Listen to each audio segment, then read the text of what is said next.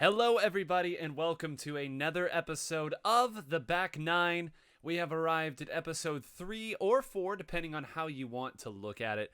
We, of course, were going to have FT win as our third episode at Genesis. Logistical issues made that difficult, and we are still planning on having that episode, but unfortunately they are busy people, busy winning tournaments, busy taking exams, things along those lines. So we're making sure that we can get all of them together to make this happen for you. I know that people want to talk to the champs and see what they have to say. We have an action-packed show for you here. You can see there on the sidebar we've got a lot to get to. It's been over 2 weeks since our last episode, everybody. Over 2 weeks. Our last episode was on the 19th of January, so we have a lot to cover. There was a lot of Splatoon played. Unfortunately, we will not be able to discuss all of it, so I have tried to come up with the best highlights that I could. But you see there at the bottom the ticker. Yeah, Ant question mark at the bottom. Thank you, son, for noticing that, by the way. Still not 100% convinced that that was Ant that was at the event, but I'll play along with it for now. The Squilluminati will have their way. But first and foremost, let's get into the intro. Once we get the intro worked through, then we will start what you all are here for, which should be a very, very fun interview with the one and only Ganbawoomy. But first and foremost, the new time. You'll note that this is on a Wednesday night. This is going to be the new home of the Back Nine. There was nothing wrong with Sundays, but we have another event that we do here called Graining Grounds. Doing that on Wednesday evenings made it very difficult for the European viewers to participate in that. So we opted to move that over to Sunday night so that, or I guess not Sunday night, but Sunday during the day so that everyone could participate in that wanted to. And it was much easier to move this to Wednesday night. The only exceptions will be in the event that I'm interviewing somebody from Europe, somebody from Japan, somebody from Australia that can't really do it on a Wednesday night. And that will be made known well ahead of time. It won't be a last second thing. I'm trying to keep to some form of schedule with all this. But you can expect it to be Wednesday night and the VOD to come out Thursday morning. And speaking of VODs, one other thing I want to note, YouTube stuff you can see up there on the side. All of these VODs are on YouTube. I am doing YouTube content now, so if you do want to see the Back Nine and some other things that I'm doing grow, feel free to share that YouTube with your friends, like a video, subscribe, all those things. I know I'm getting my shilling out of the way earlier here at the start, but I had to do something to pad this intro for a couple of minutes. But it really has been, I want to take a moment to thank you all for making the Back Nine so enjoyable for me, because this has been something I've really loved. At first, I did it because I thought that it was something the scene needed. Now I'm doing it because I really want to do it, and also because I think this the scene needs it. So a little bit of both here. Just a little bit of this and a little bit of that. But with that out of the way, we are going to go ahead and move on to what you are all here for, and that is an interview with someone who I consider a very close friend of mine, one of the kindest people that I have ever met, someone who is very thoughtful not only towards other people, but about the game. If you are not familiar with her work, you might not have followed Splat Stats during the early days of Splatoon 2. You may not be aware of the fact that she is the one who posts a lot of these sheets and a lot of these statistics that people use to monitor the Japanese scene. She has done all of this as a labor of love. She's certainly not getting paid for any of it, but it's because she genuinely loves doing it. She genuinely loves the game, and I'm so happy to welcome to the stage my friend Ganbawoomy. Gamba, how are you today? And let me make sure we are fully unmuted. I do believe we are. Gamba, can you hear me?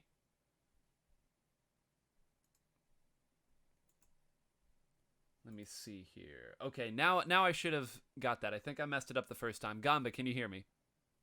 Hello? Yes! All right, let me go ahead and get the interview page up here. We have, of course, your title that you selected, Ganbawoomy, Spreadsheet Savvy Weaponized Bean. So, Gamba, how are you doing this evening?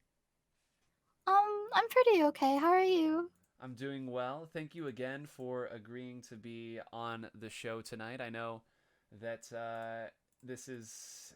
I know that you've definitely prepared for this as well. I know you and I have talked about some of the answers, some of the questions here, and I really think that tonight's going to be a great discussion about the game, what you've done, and everything in between. So I'll get out of the way here and give you a minute to introduce yourself, as I do with all of my guests. So the floor is yours. Talk a bit about your journey.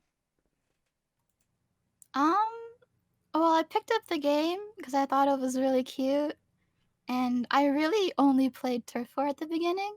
But people from the original R Splatoon Discord, if anyone here remembers that, because it was that long ago, they actually encouraged me to try out ranked. So that was a time. But I learned pretty early on that I enjoyed watching the game more than playing it on a competitive level. But, because of personal reasons, I left the scene early 2016, but I came back with Splatoon 2, and I haven't really looked back. Well, that's awesome. And it's funny that you mention R Splatoon. I too found competitive Splatoon through R Splatoon. So now when people make fun of Redditors, I'll know that I have another ally at my side and that Reddit has done some good for us in the long run.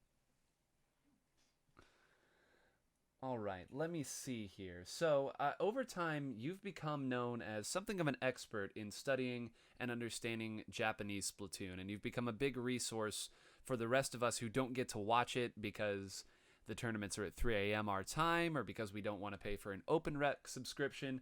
But what initially drew you into the Japanese scene, and what made you choose that over the more conventional way of going with North America or Europe?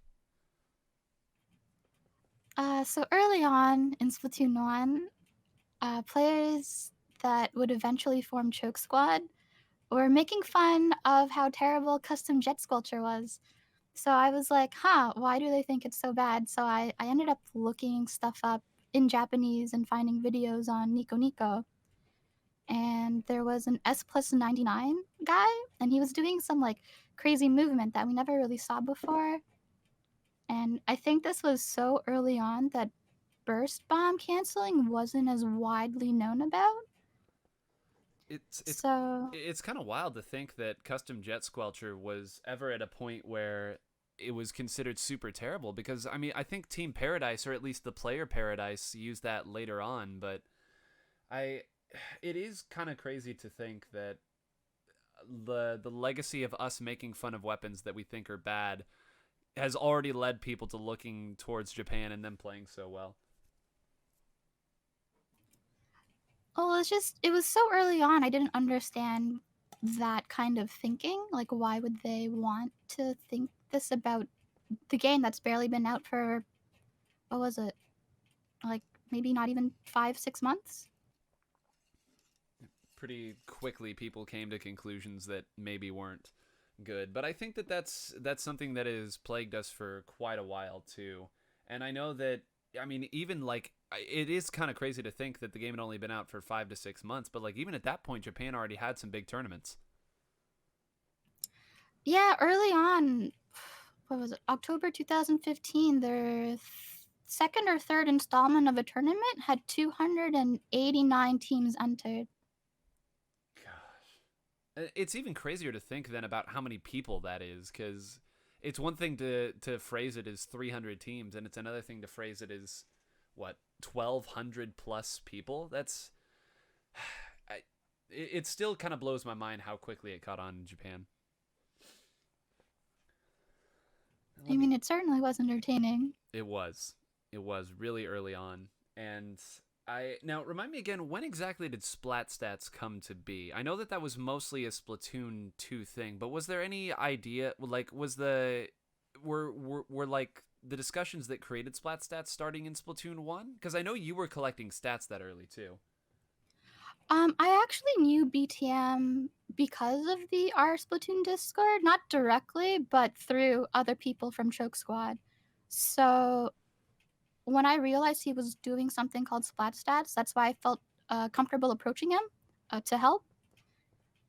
So I've basically been doing stuff on my own since Splatoon 1 until Splat Stats.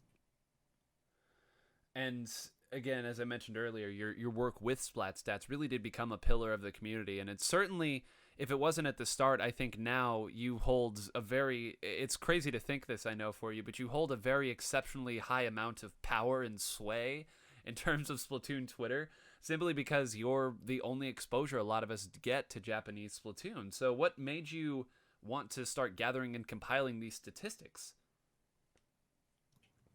Um, I just kind of see them as like snapshots in time of when things were popular, what people were using, uh, people that were playing together, or weapons that a certain player might prefer. So I really didn't expect things to get like this. That's so. I love how very diligent and earnest that is. Is it's like you wanted to capture snapshots in time, and almost instead of being the thing that creates the trends, you just wanted to document the trends. Is that something? Is that a right way of phrasing it? Yeah, I think that's a pretty apt way of describing it. And so, what continues to motivate you to gather these statistics? Because this is again something you've been doing, like you said, for quite a while. Certainly since the start of Splatoon 2, and I mean even back in Splatoon 1. Is it simply a labor of love? Do you have other goals in mind? Are you a statistician by nature? What's at the center of all this? I'm just I just have like a really deep curiosity for some reason. Like I don't consider myself a statistician. I've studied art, but I realized like, oh, working with data is pretty cool. So it'd be cool if I could do some work with that in the future. Well, if you're able to carry on the trend that you've started here, I'd say you have a pretty bright future in all of this. DJ says Ganba's a big old nerd is the answer, but I love that too. Just a giant splat nerd. Actually, what's the story behind the weaponized bean? Because I think Shipwreck in chat said she did it. She actually did it. Is there like a story behind the tag weaponized bean? Because it's the best tag that we've had so far. People tend to call me a good bean or like the best bean. But if you remember Sanchi, she called me a weaponized well, I think I called myself a weaponized potato, so we just combined the two together. A weaponized potato. Now I'm trying to remember this. You see, if you told me that Sanchi said that, I would completely agree with that too. That is entirely something I could imagine Sanchi saying. For those of you who don't know, Sanchi is another fantastic individual who works with Splat Stats, the biggest, or at least self-proclaimed biggest, GG Boys fan on the planet as well. So, another person with great working knowledge of some of our Japanese champions. But to dive a little further here into some of the stuff that you've alluded to, do you have any regrets about all the statistics and the study that you've done? Do you think that players have misinterpreted? Because I know you've mentioned to me in the past that there are times you fear people will overreact to the sheet you're about to publish, and of course the double ballpoint specifically. I remember you were about the closest I've ever seen you to mad about how people had interpreted that. So talk a little bit about that. Oh, I don't think I was mad. I was Closest having I'd ever quite seen. a laugh about it. But yeah, I've as time went on, I've become aware of what people I guess look at my sheets for. So yeah, I'm scared of like doing the opposite of what I intended because I just wanted to show people all of these like different weapons that are being used or like potential trends, and maybe people can figure out or remember how things happened in the past and how they were able to overcome it. And this is also kind of why I don't currently include like kills and assists, specials used, the match scores, or anything to do with the win rate, because that's also more stuff for me to add manually. But um, but yeah, there's like a hyper focus on what the winning team comp is, and not looking at like the bigger picture of like who made it into top cut, who got into top 8. Is it the same consistent players that are like doing well? Koff Ryukun is like the main ballpoint player at the top, and everyone's freaking out for some reason. But Yeah, the first player to hit 3,000 XP, but it's clearly ballpoint, right? Clearly ballpoint. yeah, it's clearly not because he's played it since the beginning. He got third in SJ Open with the vanilla ballpoint, so that was like November, December 2018. So then, why do you think that? And maybe this is the $1 million question that neither one of us can answer. Why do you think people misinterpret or at least maybe not misinterpret, but why do you think they look for such different things from your sheets than what you intend them to be used for? Mm, I understand wanting to pick something that is considered strong, especially if you don't have a lot of, say, time to invest in the game, whether it's playing it or studying it. But it makes me sad that maybe someone's being forced to play something they don't enjoy playing when you should be having fun playing the game to begin with. Having fun to play the game. That's a fantastic concept.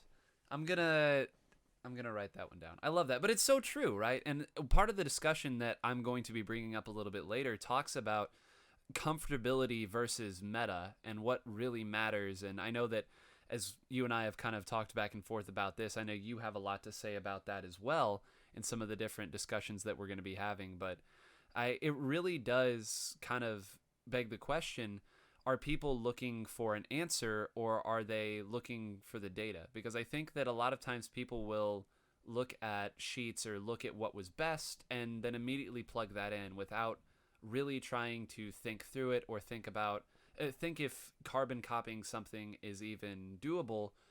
And I think a lot of times it really can help just to step back and not immediately look at that as the answer and think of it more as, like you said, a snapshot in time of a much bigger organism.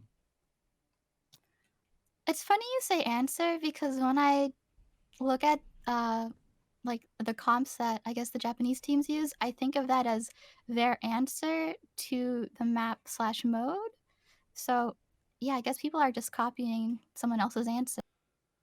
It's like copying somebody's answer without being able to. I know one of the classic things back in high school was people would try to copy down someone else's answer, and then if they were asked to explain how they got that answer, they were just kind of stuck in front of the class, horribly embarrassed, really sad. Never happened to me, of course, but they would definitely be doing that. And I feel like that's sometimes what happens with Splatoon as well, where people will look at this being the winning comp and not really able to identify the meat behind that answer. Yeah, like if we looked at that Turf War Draft Cup where the winning team did not use a nozzle nose at all. So like they clearly knew everyone was probably going to use one, so they built their comp around that. So it was that was a good example of maybe don't copy the answer. Yeah, maybe don't copy the answer, and it's possible that they don't have someone who is comfortable with nozzle nose. So instead of forcing that person to play nozzle nose, why not play to the strengths? And sometimes that strength can be something that counters the nozzle nose. But it's I often describe Splatoon as alchemical in nature because there's just so many components that go into it. And I think I've always really admired the way that you go about, as you called it, creating snapshots in time. Because I think if you're looking for an answer, a one size fits all answer, there's really no way that you're going to be able to find it. No, and especially as time goes on and weapons come and go and patches change things up. Like things are always changing. Like even now without uh I wouldn't really call the recent patch a big one, but there's already been some changes at the top level because of ink armor popularity and weapons with it, like Splattershot Jr. and NZAP. I'm trying to think now what NZAP. I have seen a little bit more NZAP recently, but it is kind of interesting how it does seem like an armor weapon is always prevalent, but it has been kind of cool to see. I think Juniors. I know a lot of people feel bad about Junior, but I've actually really liked seeing Junior come to the limelight that it has. Um, Although I did have another question because you've definitely mentioned before that you don't watch a lot of North American and European Splatoon. But I'm curious if you see any differences is in mentality, and we've talked a lot about mentality here, and we've kind of guessed at it. But I know you follow a lot of Japanese players, or at least a few Japanese players, really closely. So I'm curious as to any differences that you see in their mentality as compared to the mentalities you see here, because I know you've seen some trends on Twitter and NA and EU Splatoon, and of course online. What is the difference? What's the dynamic between the two? Well, I think one of the big ones that I didn't realize until thinking about the question was, and this might be confirmation bias because of the streamers I watch or the Japanese streamers I watch, but they'll like apologize for not being able to help a teammate, like being out of position to help someone. So they'll like apologize for a death that could have been prevented and just talking about their teammates in general. Like this is even in solo queue, not just a scrim. So Well, being nice to your teammates in solo queue? What? imagine saving your teammates and thinking about them. It is a team game, and I know that there are certainly some detractors who will say, well, that's Japanese solo queue, the average player is better. And while that may be true, I do think that there's certainly a mentality that you can take it to, if nothing else, just make your solo queue experience healthier. Like, enjoying solo queue ever so slightly by looking at it in that manner. But that's really enlightening and cool to hear.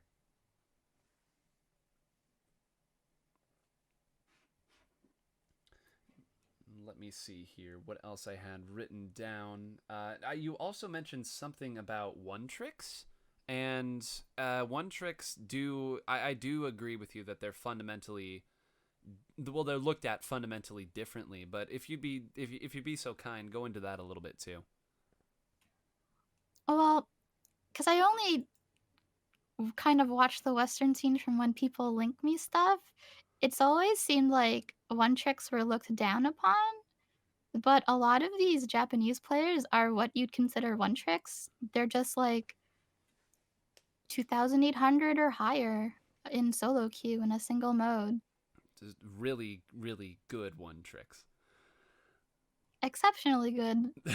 Like the ballpoint guy. It is kind of interesting to look at the fact that Ryu had gotten that 3K XP at a time when I don't know that ballpoint was ever considered bad necessarily, but it certainly wasn't when ballpoint was considered like a peak weapon choice. Wasn't considered the best. So it's kind of crazy to think of now a ballpoint main as a one trick, but they do exist. And I think back to one of the first times that Norishio and Terumi came and competed in, I believe it was a BNS. Or it may not have been a BNS, but it was certainly an event that featured Western teams, and they were one of the only Japanese teams. And it really is remarkable how just one tournament's worth of exposure to a Japanese one trip can really influence how people look at it. I believe it was Inkstorm Open, the first one, and Terumi wasn't there, but I think he did play in a BNS with a different team. But yeah, like Carbons and the regular rollers have been at the top of these Splatoon Splat Zone tournaments, but no one bats an eye until I guess they get smacked by one in a tournament of their own. It makes me sad that there's an entire generation of Splatoon 2 players who have no idea who Pochitama is. It's Pochitama will forever be one of my favorite Splatoon 2 players. I don't care if he never plays another tournament ever. He was like the hero of early Splatoon 2 in my eyes. So I mean, that was Platinum Cup too. That was really early on. that was super super early. But hey, wins are wins, and you look at Pochitama's record back in the early days, it was pretty good. And one other note I saw that you made that I'd like to have you clarify: the reaction to these comps that I think a lot of people would consider oppressive or boring, because I feel that Western Splatoon has a tendency to look at something that is maybe very difficult or frustrating to play against and almost try to insult it out of existence or make people feel bad for using it or insult the game. But from your experience, you've seen that Japan approaches those in a fundamentally different way. Yeah, when Melon's team lost to the double ballpoint, like right after they lost, they were talking about like what they were having trouble with. Like, oh, I think the brush player said he felt like he couldn't do anything. And so they were thinking of, well, what can we do? They they talked about trying like double tent umbrella, like the brush player would try Tenebrella and Melon would try Splattershot Jr., they talked about like maybe custom Splattershot Jr. because they didn't think like armor was good against double ballpoint. And they even threw out arrow spray, but like they didn't give any reason for it. It was just thrown out there. That's that sounds like such a that sounds like an environment that is so conducive to getting good. Like, all right, what we're doing right now isn't working. What can we do differently instead of complaining about what the opponent's using? I think that frustration is perfectly fine and it's natural, especially if you've invested a lot of time in something to lose to it. But I think that something like that, a situation where you've lost, so you just consider all the options that you have. I mean, is that something that's common? Is that melon just very very wholesome, or is that something that you see a lot up and down Japanese players? I'm pretty sure I've heard Dynamon say similar things in scrims, but sometimes like they'll actually cut out the audio. So I was surprised the Melons team left it in. But yeah, like they just talk about stuff, and sometimes chat will talk to the streamers too and give suggestions on like maybe this might work, or like, oh, this happened in a tournament, maybe this might. Like when, if you remember Tasso back in early 2018, Oh my goodness! Wow. yeah, when they did the double dapples, or it was double ink storm and double inkjet. But I remember the double dapple comps, and people were overwhelmed at like the how they could rush you and the amount of paint they could cover. But uh, they, I think it was one of the Dio Cups where they ended up losing ultimately because the other team swapped to Tri-Slosher for the burst bombs to help, I guess with splash damage. And Pochitama was on the team too, so the Dapples had trouble against a good roller player. So streamers um, got told about this when people were scrimming with a lot of Dapples back then. That's now you've taken me back to when people thought that what would kill the game is double dually. I remember that era when everybody felt that running two end parries was the only way to go about playing the game. And it's kind of cool to think that even back then, I guess that this was a different era still, but it is kind of crazy to think that even something as simple as running an extra burst bomb for splash damage was seen as a viable option, and running roller against these two, of all things, it really just goes to show how when you have a lot of one trick players and people who are very skilled with unconventional weapons, it allows you to look at the game differently, and it allows you to consider different options. Instead of going with the same cookie cutter approach a lot of other teams do, it gives you another viable option to go against these. And at least, I don't know how it is from your perspective, but from my perspective, that's one of the biggest strengths that Japan has. It forces them to think about the game and really train their brains in ways that we don't. I mean, you can't just wait for a patch to change something because it might not even change what you'd like to be changed. So Man, I see people in chat reminiscing about the dualies meta. I'm glad you all enjoyed it, because let me tell you, as a rapid blaster main, those were not fun times for me. But I digress. So on the same note here, because we've talked a little bit about NA, EU, Japan, their relation. So since you've studied Japanese Splatoon so much, and again we've talked about this a little already, but what advice do you have? And this can be related to mentality, to gameplay, to study, anything you'd like. Because I know a lot of people see you as a beacon and a way of looking into the Japanese community. So what help can you give us, Gamba? Please save Splatoon right now. You can do it. oh gosh, that's a lot. Well, I think the main thing is it's important to just think and ask questions, even if there's no concrete answer. Like, even just a simple why. Like, why would someone use this weapon or this build on a certain weapon? But maybe further than that is there's a lot of talk about like specific weapons and maybe like comps in general, but I don't feel like there's enough talk about strategy or tactics of the game overall. Like it's not consciously thought about. So I Or could I ask you to go into that a little bit too? Because I remember one great example that you gave me, and I don't even remember when you talked about this, but it stuck with me forever. Talking about how I believe it was one of Noricio's teams, Wild Gale. Was Noricio on Wild Gale? Or young Gale. Young Gale, that was the team.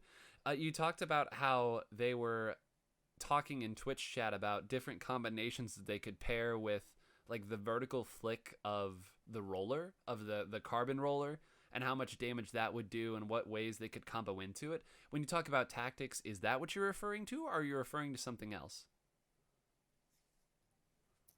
Hmm. The only thing I can really think of is apologies, but it's turf war related, and how you know it's going to last 3 minutes. So there's the first, say, 30 seconds of the game as like the first phase, then there's the middle phase, and then the last 30 seconds. So I feel like there's a lot of focus on how you start and end a game, but not what happens in between. It's kind of crazy to think about how just looking at turf war in that way is a very fundamental way of expanding further. There's been a lot of vocal support for turf war recently, and it's been really refreshing to see, but I guess there's your homework, everybody. The next time you play turf war, don't just think about the first 30 seconds and the last 30 seconds. Think about everything in between. Because, and I've said this a lot too, I feel that the argument for turf war being an inconsistent mode has been completely invalidated by the results. The fact that the top seeded teams continue to finish in the top 3, 5, 8 every single event that we have, because it turns out being good at the game of Splatoon doesn't go away just because it's turf war. So it really is interesting. And actually, this is, I know, not a question that I asked you before, but how does Japan view turf war? Because you've mentioned to me that even in modes, like even in tournaments where they can counterpick, any mode they want, they'll still often counterpick turf war, if not splat zones. I've been told that Japan considers turf war the standard mode because everybody at any level can enter it, whereas you're limited to being level 10 to enter ranked. Yeah, level 10. I found that out when I was trying to do my X rank Nuzlocke the other day, and I'd forgotten how long it takes to get to level 10. Yeah, it's a bit of a grind, and then you have them disabling sub abilities to make it more of an even playing field with people who might not have time to invest in all of these chunks. And is that why Koshin gets as big as it does? Because it's that accessible? I mean, I think a lot of people are under the impression that Koshin is filled with all top competitive teams and that there's just that many strong competitive players, but from what you're saying here, it doesn't sound like that's always the case. Well, you have to enter Koshien via lottery because of the popularity. So there are going to be like high level competitive players, but then you have teams that are literally a family. Like there was a team of, I think, the mom, the grandma, their daughter, and their daughter's friend from school. Like you have teams like that entering Koshien because, like, why not? It's fun. A lottery system. The game is so popular that you have to win a lottery to get into. God, that's so nice. I dream of a day. I dream of a day. Yeah, people in Oh, there chat are was also stunned. an X rank grandma, by the way, that got What? outed at one of the Koshians. Yeah, I don't remember which one. But apparently one of the grandmas was X rank in all the modes. I was like, oh, okay. So not just grandma, X rank grandma. Wow. Okay. I now have a new goal in life. I have to, as a grandfather, still be rank X in Splatoon 7 or whichever Splatoon it's going to be at that point. That well, you know that there are a lot of parents who come to lands in even North American lands. So the old joke of getting all the parents together for a land might be possible, and it looks like we might still get beat by Japan. So this, I was happy and then I immediately disheartened myself. So I guess this should go without saying here, but Japan very much considers turf war to be legitimate then. I'm not sure how much is legitimate or not, but they don't complain as openly, I guess, about having to do turf war. Because NBP, right? Was it Nippon Professional Baseball or Nippon? Oh yeah, the NBP League. That's Yes, happening again this year. and that's all turf war, right? Last year it was, but I believe they're changing it up this year to include ranked modes. I'm not sure how. I haven't looked at the rules in a while. And I'm trying to think here. Young Gale or the whatever the team that they were sponsored by. What team sponsored them? They were the Oh, ones who won, right? um, no, it wasn't Young Gale. Oh gosh, this is a while back. I know Terumi won because certain people I know freaked out about it, and they ended up beating Gigi Boys in the finals. I But I remember that think Gigi some of Boys the members lost. were on Shinobiism. Yeah, Gigi Boys lost. But yeah, I think some of them might have been signed to Shinobiism back then. Okay, so yeah, maybe I'm just remembering Terumi then, because I remember somebody had posted that video of Terumi playing Brush, and it was the hand cam of Terumi playing Brush, and it was just terrifying to watch. Melon. So BTM said Bay Stars. Okay, Bay Stars. Thank you, BTM. Melon was the other. For whatever reason, I thought it was Norishio for some reason, but it was Melon. So Melon and Terumi on the same team. That is a terrifying combo. No, I don't think it was a okay, there's everyone thinks about like, oh, Melon as like one of the 11, 12, 13-year-old wonders, but there's like quite a handful. Okay, yeah, it was Baystar, but it was K-Tune, Terumi, Shimepi, and Milkrep that were on the same team. So no Melon, no Norishio, no none of those guys. None of Young Gale. It again just makes me feel even older here to hear that there are people, some of the top Splatoon players, or at least very, very strong Splatoon players in Japan, are literally half my age. That's, man, that slice of humble pie there. It's fine. Taiji's turning 29 this year. Nishizawa's turning 31 this year. Oh, I didn't know Nishizawa was that old. Oh man. Oh, remind me again. Why can I not think of their name? Libalent Calamari. Are they? They're not in the same. They get seeded with GG Boys pretty early on, or at least they have been. Is that because the finals of Koshin aren't seeded, or is it because they come from like the same district region? I'm not sure what the terminology is. Oh, I'm pretty sure the finals for Koshien, like the top 16, it's randomized seeding. Wow, So I that's think almost all of the pro teams were on one team or on one side of bracket. I think Hiragi and Majieshi's team were the only top like known players on the other side, and they lost like in an upset against the all girls kind of team. that's brutal too. Because I remember seeing last year that Libalent Calamari got matched up with GG Boys, I think in either the first or second round, and that just seemed so unfortunate. I know that they're one of the oldest rivalries in Splatoon 2, but it still is brutal to see that.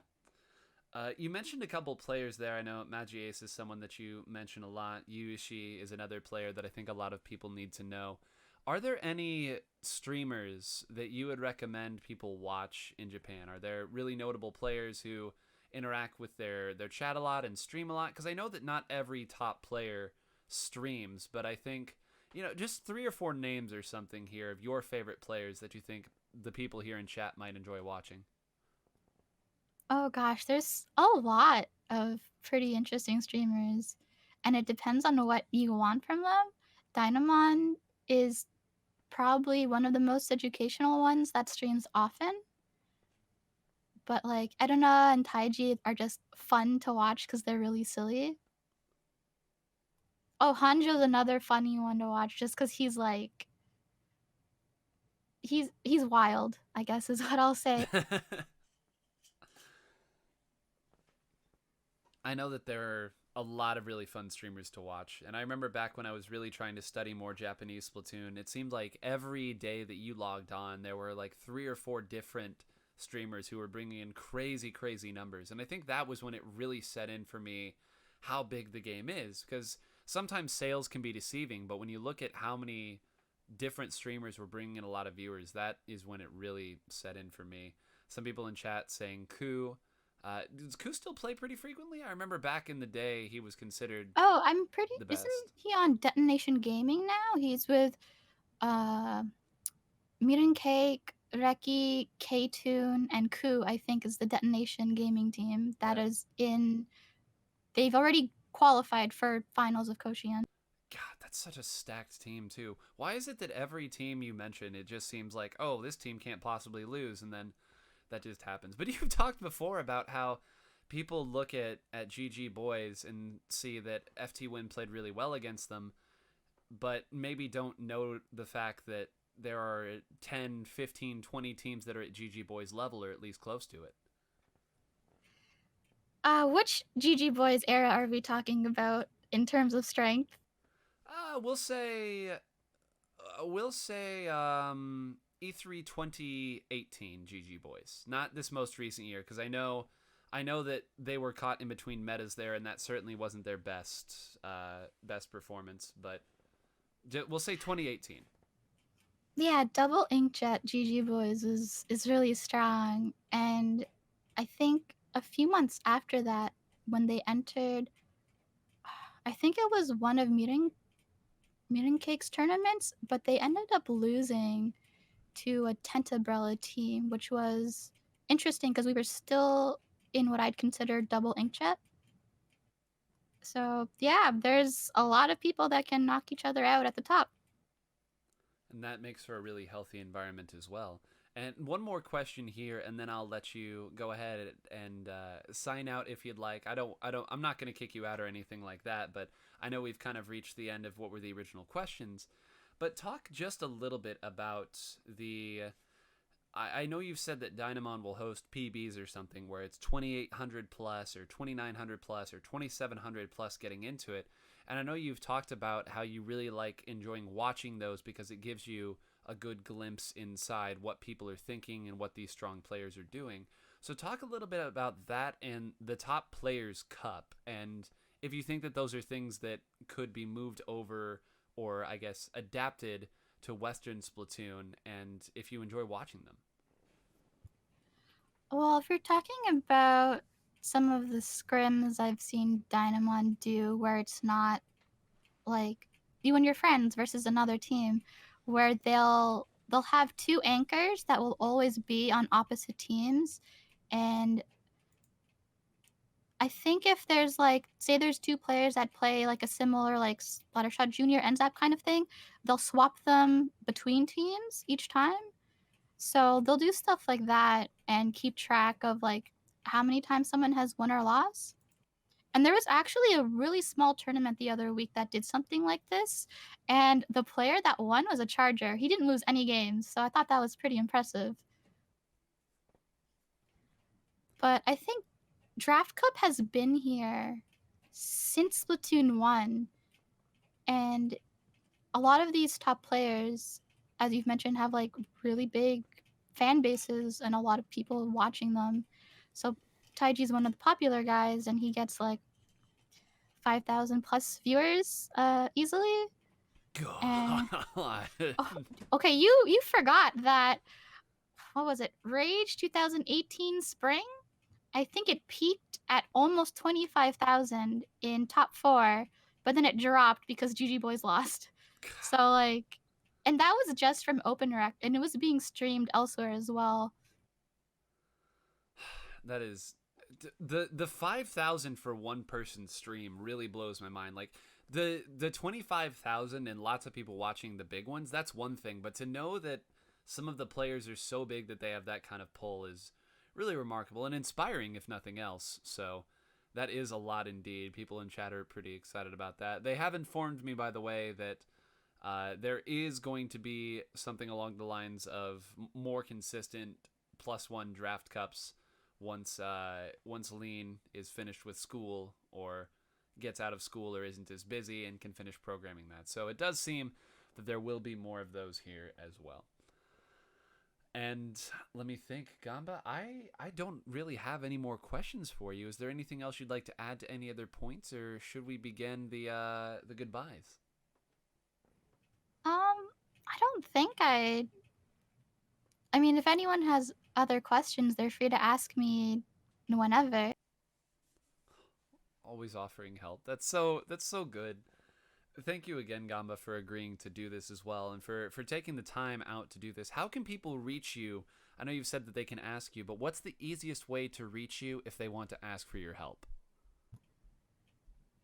Discord is probably the most easiest, and you'll just find me as Ganbawoomy, and I'm in a lot of the Splatoon servers, not all of them, but you're also free to reach out to me on Twitter. But sometimes, for some reason, I don't see DMs easily, or like they're really delayed. So Discord is definitely the safest. Discord. And one final question here for you, Gamba. And this may be a fantastic story or it may be a very simple one. Either one is fine. What is the name Ganbawoomy? What is the story behind it? Oh gosh. Is it really just a portmanteau of Ganbate and Woomy? Because that's what I always assumed, but that might not be it. Technically yes, because it's based off of there's a Love Life character named Ruby, and her catchphrase is Gamba Ruby. So she's like doing her Rue bestie. So I thought it'd be funny to have like a Woomy Splatoonified version. So that's why I say like Gamba Woomy, I'm doing my Woo bestie. This all makes sense. This all makes so much sense now. I feel enlightened, Gamba. I feel enlightened. And thank you again. The chat has been ordered to glomp you, so if you get more DMs here, I cannot control them. They are a rabid mob on the loose trying to shower you with love, affection, and cookies. So thank you once again, Gamba, for joining me here. And I wish the best for you and hope that the work continues to go well. Thanks for inviting me. All right, everybody. That was Gamba. Everybody, isn't Gamba just the sweetest? Gamba came in, did her Woombestis.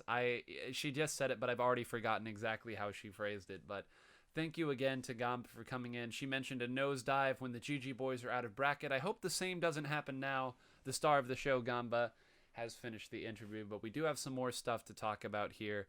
So I hope you all enjoyed that as we move in to the next phase here, which is Genesis 7 and GSM Grand Prix 3 qualifier number 2. Now, I mentioned earlier that we'd had a number of days since our last show, just over 2 weeks. A lot of Splatoon has been played, but I felt it important to look at both of these events since they are the biggest events, and this is the last chance I can reasonably milk Genesis for content, so I am, of course, going to do it. We'll start here by looking at Genesis, because I pulled the bracket here for you as well. There's also a couple really cool links between these two events that I do want to talk about. But you can see right here, anyone who was at Genesis will tell you the atmosphere was completely and totally electric. It was absolutely fantastic, and you really don't need to look any further than winners finals, losers finals, and grand finals there. So often one of those ends up being a stomp, but here we got game 5s in all of those, and you better believe that the crowd was going crazy for all of it. I know that at the bottom we have had the listing of the top 12 results that's been scrolling through a few times, but here you can see it laid out in particular, and there were some great sets too that didn't necessarily get the love that they should. I thought that the Prophecy in Control set was a very, very good one. I thought that Enlightenment versus Prophecy was really good, and I thought that the Sayo versus Enlightenment set at the top of the bracket there that you can see was a lot better than people give it credit for. Azure taking a game from In Control is really, really good. I think it shows that even when these brackets are totally stacked, that there's always room for teams to bleed. And if you want to look at what I would consider the turning point of the tournament, all you really need to do is look at that lower winners bracket match between Quantum and Sayonara. It was a 3-0, and I mean no disrespect to any of the players on Sayo, but they would tell you that that was not their best set. It was very, very brutal. It ended very, very quickly. I even talked to Zero afterwards, and he said that didn't feel quite right. So again, very big turning point when they switched Nautilus back for Bagel. They switched, instead of having Bagel back on the ballpoint, they switched him over to Nautilus. You can see how very quickly things changed for them after that. 3-1, 3-0, 3-2, and had the first 2 games off of FT win in that first set of grand finals. And Gamba talked about it, finding solutions on the fly, going back there, going to something that's a little bit more unconventional. But I think that says a lot about how good they are, how willing they are, and how trusting they are of their teammates. That's always something that I have looked at Sayo as a leader in. And now we're going to talk a little bit about the GSM qualifier number 2, because, again, people have talked a lot about Genesis. It's happened now for a little over a week and a half, but I know that GSM qualifier happened pretty soon. DJ has mentioned that there is a makeup qualifier, or that it just got announced. Also, everybody, sign up for Beacon and sign up for Riptide. That's the other note that I have here, because people loved the LANs so much, and LANs really do reignite people's love for the game, and there's been so much positivity around the game as a result of Genesis, and I hope that that continues in the future as well. Keep it hype. We need this high level of skill at our LANs. I know it's not always possible, but Beacon and Riptide, a perfect opportunity to do so. But for the GSM Grand Prix 3, qualifier number 2, goodness, that's always a mouthful. That'll never get easier to say. It continued a great streak of online events that we have had. I know that there was a real lull and that people were getting very disappointed. And this always happens when there's a lull in online events, or when people feel like the online events aren't up to par. People get very, very burnt out and very bored with the game. But I think I even saw Prodigy tweet about this. With tournaments on, the game feels fun again. And it's almost like we're all here to compete, and that's why we really love this game, because of what it can be at that. So it was great work by the staff. GSM always puts on fantastic events. This, again, continues that trend. Dream/Crazy Boys got the victory. A fantastic bracket reset and comeback. Crazy Boys was Tera, Suryu, Norishio, and Ryukun, won over Astral Paradise, which is a combination of Astral, Kraken Paradise, and Brian from Team Olive. So it was really a mishmash of 3 top European teams. But the biggest moment of that tournament was when they switched Ryu over. And this is, again, you may stop me if you've heard this one before.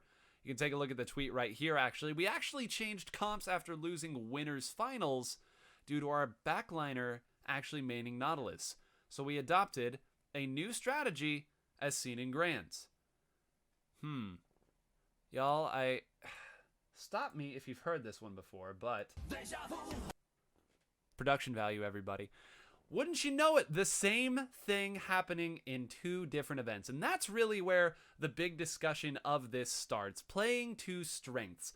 This is 2 tournaments, not in a row necessarily, but 2 top-level tournaments where having somebody switch off of backline onto a weapon they were more comfortable in this case, Nautilus, shows you exactly what the team is capable of. And that's where I really want to move this discussion over to today, because this isn't about Nautilus, right? And thankfully, this hasn't been the discussion. I was very worried after having this happen 2 tournaments in a row that people would say, oh, we have to have a Nautilus player, because that misses the point here. But I also think that it's not entirely about any weapon will work if you're good enough, because in both of these cases, I think there's something very important to note, and that it's about the team's strength as a whole and the idea behind the comp.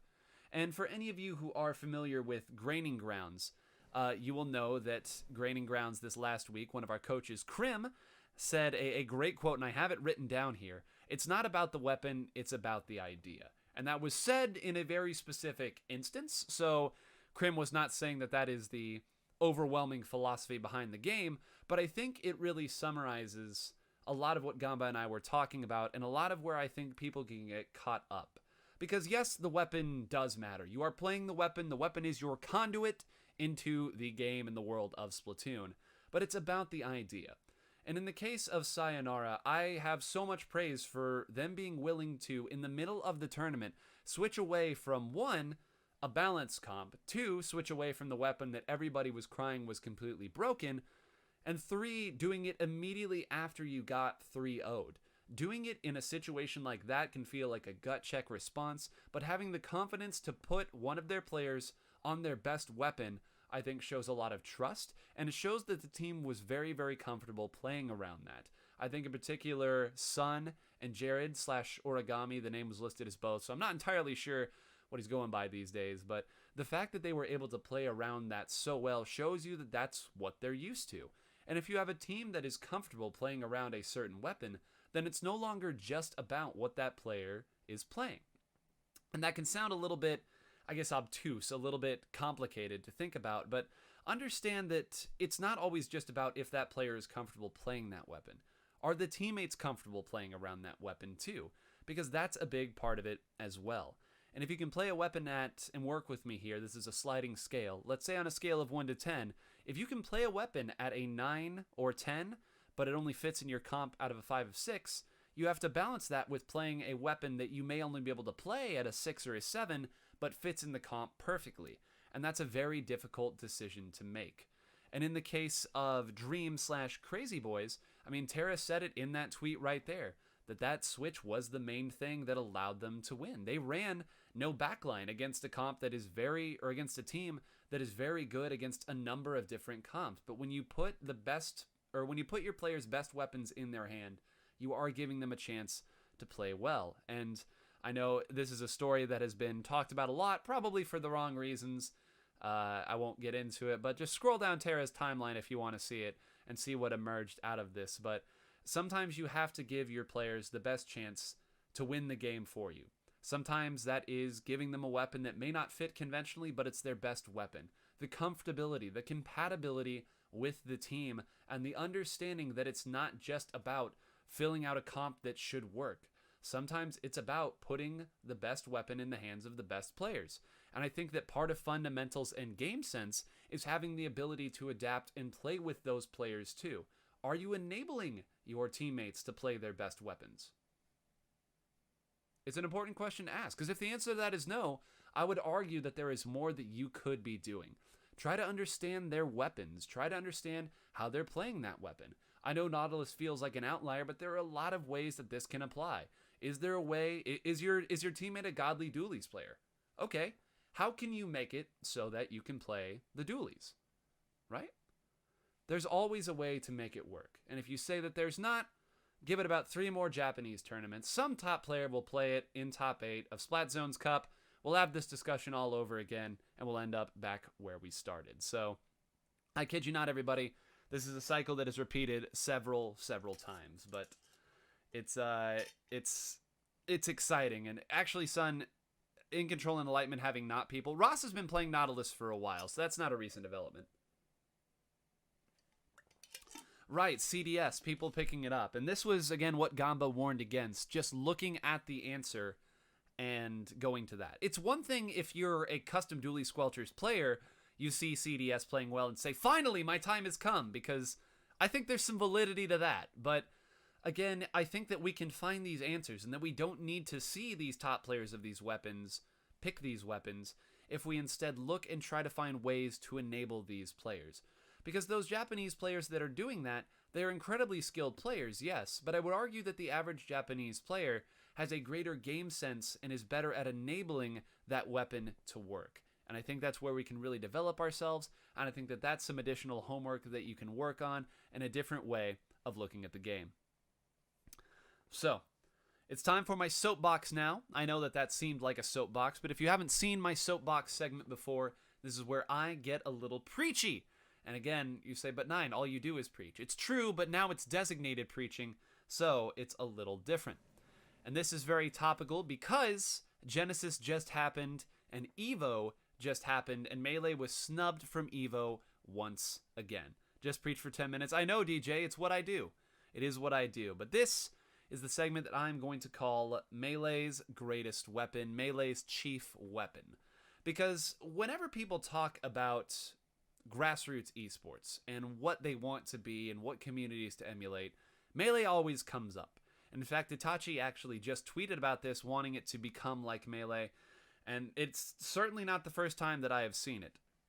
But one of the reasons, well, I guess there are a number of reasons why Melee is so strong. There's one reason that I think stands above all else, but some people will say that it is the fact that the Melee player base is generally older, they have more disposable income, That disposable income can be used to sub to their top players to help grow their top players. They can pay entry fees for the tournaments because they have entry fees. They can drive themselves to events. They can spend money on more merchandise. Look at how much money Summit brings in. That would not be possible whatsoever in the Splatoon community simply because we don't have enough people with that kind of disposable income. We don't have enough adults who aren't reliant on their parents to pay for these things. They can travel to events more as a result of that. And all of these are great reasons. They've deified their top players. They make great content. They make tons of content. But I still don't think that's the greatest reason. The greatest reason, I think, is because people love Melee. And if they love Melee, they will tell you that they love Melee. These are 3 tweets that I just pulled. I literally went on Twitter and put in Melee. And I found these all within 30 seconds. 30 seconds. I'll even read them for you. D1, friend of mine and a great commentator, Melee's going to be fine. They had a banging year in 2019, and Genesis 7 already showed how hyped the game is without the support of others. Without the support of others is how Melee always was at its core, and they get to be the best they can be without anybody tampering with it. Then you have Mike Hayes, another top Melee player. Wish Melee wasn't such a good game, so I could just do something else. Then we have Curve, who is ranked 75th right now on the Melee PGR, their ranking system. Why does every game that's not Melee suck? There are many ways to approach this, but the fact of the matter is, people love Melee, and they are vocal about their love of Melee. You do not need to ask somebody if they play Melee. They will tell you. It will come up at some point. It's gotten to the point where they will happily attack other people if they express love for a Smash game that is not Melee. I know that's not always the case, but certainly go on to anything that celebrates Ultimate or Smash 4 or Brawl, and you will see people talking about Melee. That's certainly not the ideal factor, but the fact of the matter is, people speak so highly of Melee. The people who play Melee love Melee and are not afraid to tell you about it. I would argue that is the reason why Melee has grown to the degree that it does, because people love the game and tell you how much they love the game. If we don't talk about how much we love our game, why would any outsider ever want to come in and play our game? I think that that's something that we can really work on. And it's not to say that the game is not above criticism, because Splatoon certainly has its issues, but so does Melee. Let Hungrybox win 3 tournaments in a row and you'll see people complaining about Melee. They'll find all sorts of problems. You also have to consider that Melee's metagame was developed for 10 years. 10 years! No patches, no nothing. 10 years that game was developed before the rule set that is known and played constantly today was developed. 10 years! It took them that long to figure out what characters were the best, what stages were competitively viable. Items were used at the start. At this stage, I want you to consider this. At this stage, 3 years in to Melee's development, there were tournaments that still ran items on and a number of different stages. We have to be willing to look a little bit longer, understand that there is something underlying in this game that is the reason that we keep coming back to it. Despite losses, despite frustrations, we have to realize there's something here, just like those Melee players of yore did. And please, talk about how you love the game. If you love the game, let people know, share it with friends, and just be vocal about it. It takes no effort, costs no money to be vocal about how you love the game. We are in this one for the long haul, K-Bot. I constantly talk about every game that I have has to beat the Splatoon 2 test, which is, do I want to play this game or talk about this game more than I want to talk about or play Splatoon 2? If the answer is no, I don't play it. I don't play many games that aren't Splatoon 2, everybody. I love the game, and I know I love the game. Sometimes you need to have that love relit, reignited. But I think that with the lands, with the way that people are playing, it is certainly coming back. So let's let people know how much we love our game and how much they should love it as well. That ends my soapbox. I hope you enjoyed that. That's one I've been wanting to talk about a lot, but it has come up especially recently since people are talking so much about Melee. Take another sip here. It's black coffee, by the way. Very nice idea to make a full pot of coffee, put it in mason jars.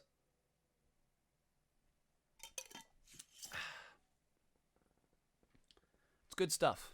It is good stuff. We are on to polls and shilling, everybody, and this was a good poll. It feels like it's been a long time because it has been a long time, but we do have some poll results here for you. And for those of you who don't know, every time that I have one of these podcasts, I always post a poll at the end of it that you are free to vote on. I tweet it out right as I reveal what it's going to be. The more engagement we get, the better, the more fun it is. We also go over the poll results here, as well as any of the top responses that I choose. I always choose 2. The poll results for last week listed on your screen. The question: what do you want most in a teammate? This is assuming that you get along. Game skill, availability, complementary weapons, and ambitious goals. So, excuse me. Coffee runs through quick. But we had 102 votes, which was up from our first poll. Game skill, 28.4%. Availability, 26.5%. Complementary weapons, 14.7%. And at the top, with a very stunningly small 30.4%, was ambitious goals. And I was really impressed with how close this vote was. The fact that we had 3 that were all over 25% shows that this was very close. And people made a lot of great points, a lot of great arguments in the comments. But unfortunately, I could only choose 2. So here we had, on the left side, you see Mr. Cobb Mob, which is a fan club of Cobb that I started. Ambitious goals. Everyone needs to be on the same page and have very similar goals in mind. It's very important to find what motivates the team as a whole, rather than those goals are big as becoming a top team or simply wanting to win one tournament.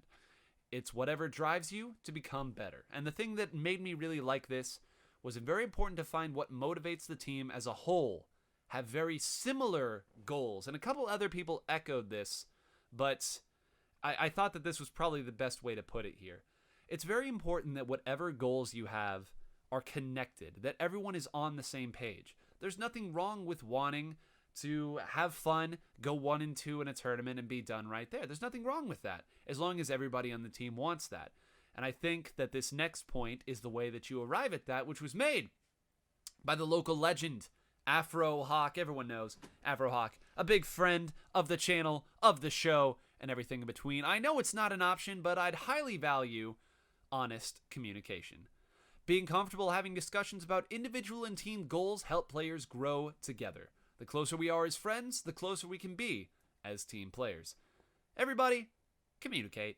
There are so many times where I think we're so busy trying to solve this puzzle of how to be better at the game that we don't always communicate with each other over what exactly is going on in our own lives. We are all busy.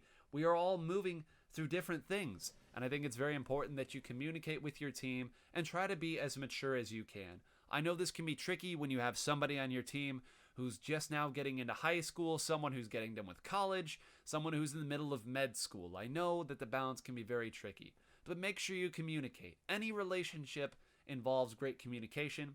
If you communicate well, you can establish goals together. Provided those goals all fit together, the rest come into play. Now, I will reveal to you all what your next poll is going to be, and I will post it here shortly as well. This one comes on the heels of there being a lot of different and great online events, and I wanted to have this discussion when everyone is positive about the events that are going, rather than it being negative. What type of event do you think the scene needs more of? You have 4 options for this poll. You have simple one-day brackets. You have multi-day majors. Invitational style events similar to Invitational, Emergence Days, things along those lines, or consistent circuits. What do you think the scene needs more of? What would you like to see? What would you be willing to participate in?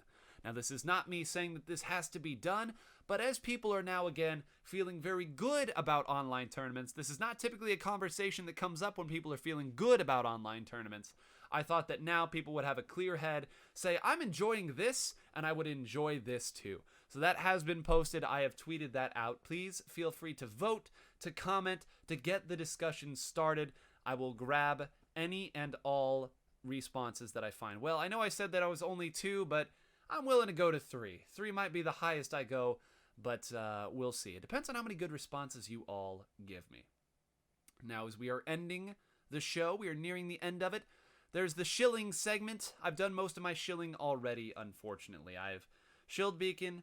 I have Shield Riptide. You can look on Smash GG for either one of those. Beacon's going to be taking place on April 2nd to April 4th. Riptide taking place on September 11th through the 13th. So those are both great LANs. If you've never been to a LAN, it's a great time. I know a lot of people went to LANs for the first time at Genesis. They will all tell you how great LANs are, how different it feels to play Splatoon in its purest form, with no online latency and just some good old-fashioned LAN play. And I've also shouted out the YouTube channel where these go. If you want to see this grow, if you want to spread the love of the game to other people, consider sharing this, consider liking it, consider subscribing. Again, any and all is appreciated, but ultimately it just depends on how you want people to feel about the game. So, I do have an idea of who my next guest is going to be. So yeah, I'll go ahead and tell you. I don't know that it's going to be the next guest, but I'm looking to get the one and only Tic Tac as a guest on a future episode of the Back Nine, Splatoon's greatest mercenary, to talk a bit about what pickup teams mean, where he thinks people need to get better in order to fit into pickups, what he thinks pickups can train, and everything in between. So, I want to thank you all again for joining in. We have gone to about an hour and 10 minutes, which is perfect. That is exactly where I wanted to finish today's episode, and I want to thank you all again for viewing, for sharing, for continuing to make this such a fun time for me. Until the next episode, which will take place next Wednesday night, I will see you all in the next episode, and stay fresh, everybody.